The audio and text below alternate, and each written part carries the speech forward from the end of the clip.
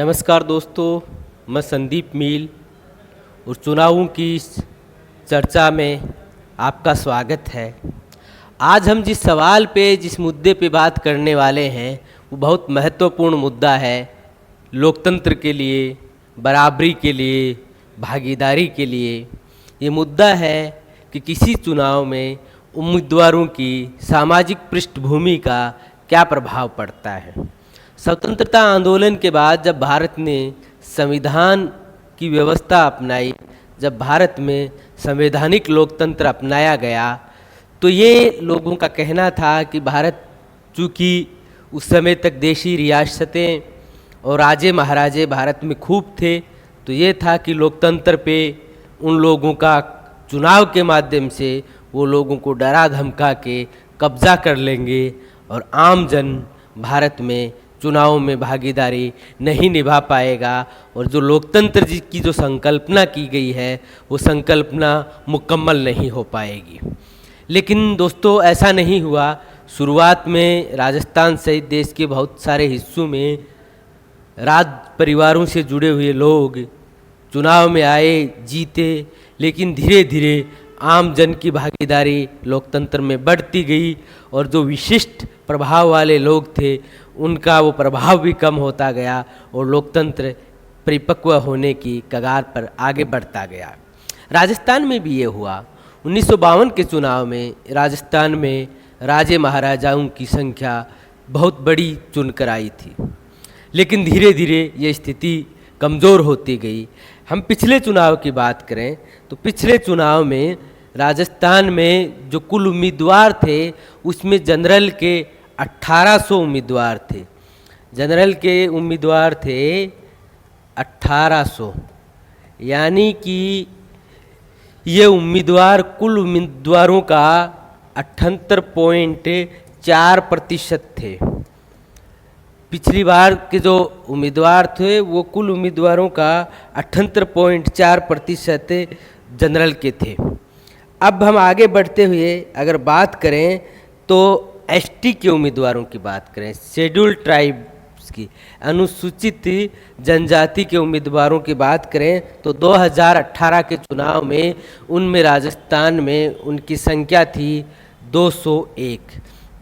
दोस्तों, 2018 का जो चुनाव था उसमें 201 लोग अनुसूचित जनजाति से चुनाव लड़े थे और जो पूरी राजस्थान में चुनाव लड़ने वाले लोगों की संख्या है उसका ये 8.7% थे। उसका ये 8.7% थे, यानी कि राजस्थान की तकरीबन जनसंख्या में शेड्यूल ट्राइब्स का जो भागीदारी है उतने। ठीक इसी तरीके से बात करें तो एससी के उम्मीदवार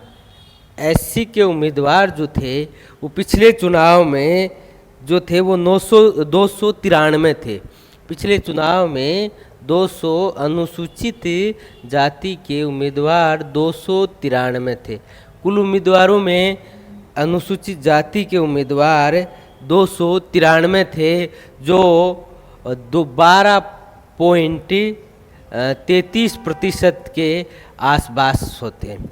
तो दोस्तों, एक चीज़ हम इसमें निकल के आ रही है, बहुत मोटी चीज़ है चुनाव की, वो है कि जो लोग कहते हैं कि आरक्षण की वजह से लोगों की अच्छी भागीदारी नहीं हो पाई, कुछ लोगों ने कब्जा कर लिया, वो तर्क गलत है।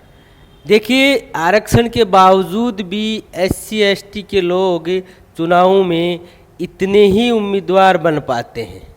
ये सिर्फ उम्मीदवार बनने की बात है और अक्सर ये होता है कि हमेशा हमारे राजनीतिक दलों ने ये तय कर लिया है कि जो आरक्षित सीट हैं वहीं अनुसूचित जाति जनजाति के उम्मीदवारों को टिकट दिया जाएगा, बाकी सीट सारी की सारी जनरल के लिए आरक्षित कर दी गई है। हमारे आरक्षण का लक्ष्य ये नहीं था।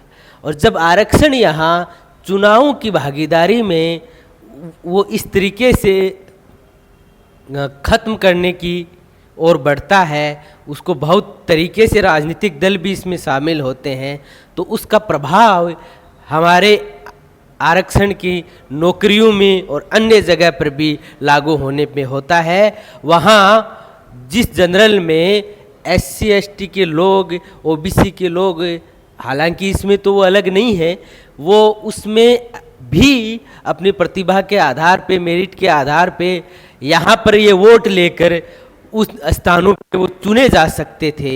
उनके रास्ते मिलकर बहुत सारे वर्चस्वशाली लोगों ने बंद कर दिए। तो इसलिए चुनाव को समझते समय समाज के उन हिस्सों की भागीदारी, उनका महत्व और हाशिए पे रह गए लोगों के दर्द को समझना, उनकी राजनीति को समझना बहुत ज़रूरी है।